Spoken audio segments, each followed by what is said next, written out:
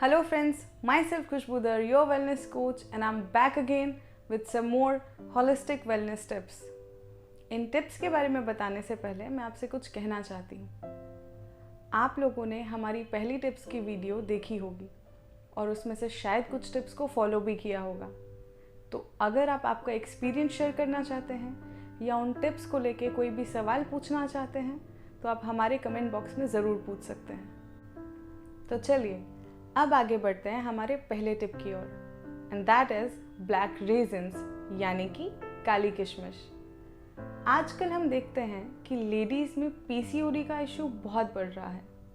PCOD, जिसे हम polycystic ovarian disease के नाम से जानते हैं, ये लेडीज़ में पाया जाने वाला एक हार्मोनल डिसऑर्डर है।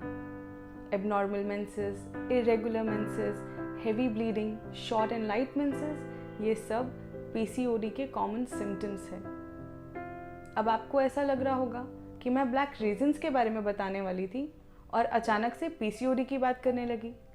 वो इसलिए क्योंकि हमारे फेवरेट ब्लैक रेजिन्स पीसीओडी और पीएमएस यानी कि प्री मेंस्ट्रुअल सिंड्रोम के लिए बहुत ही बेनिफिशियल है। Black raisins are very good source of iron, magnesium, vitamin B6 and fibres.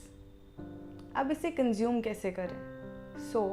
रात को सोने से पहले आप 6 से 8 रेजिन्स 1 ग्लास पानी में भिगो दीजिए।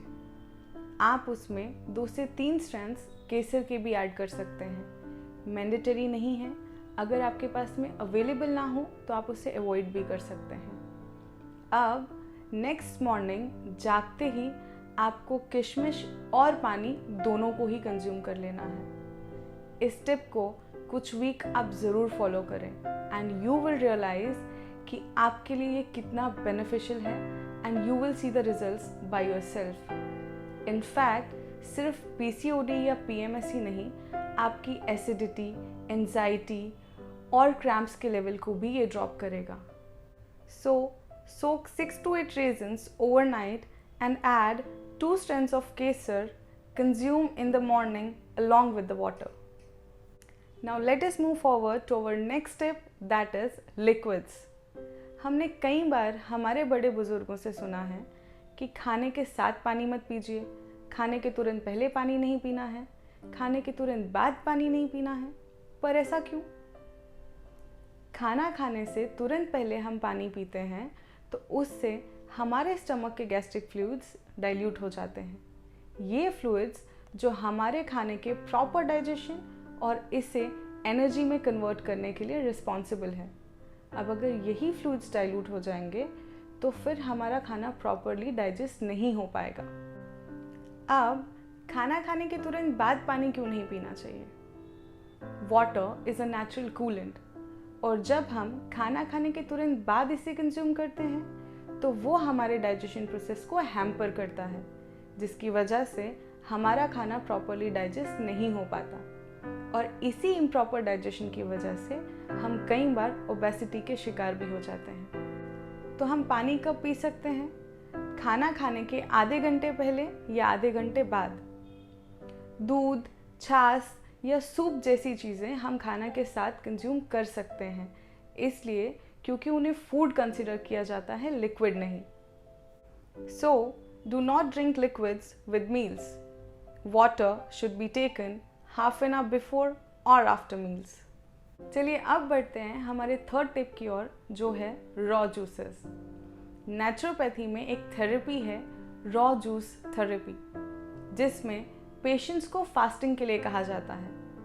फास्टिंग के दौरान पेशेंट्स को सिर्फ फ्रूट और वेजिटेबल्स के जूस कंज्यूम करने होते हैं। ये थेरेपी हमारी बॉडी के डिटॉक्सिफिकेशन के लिए बहुत ही बेनिफिशियल है।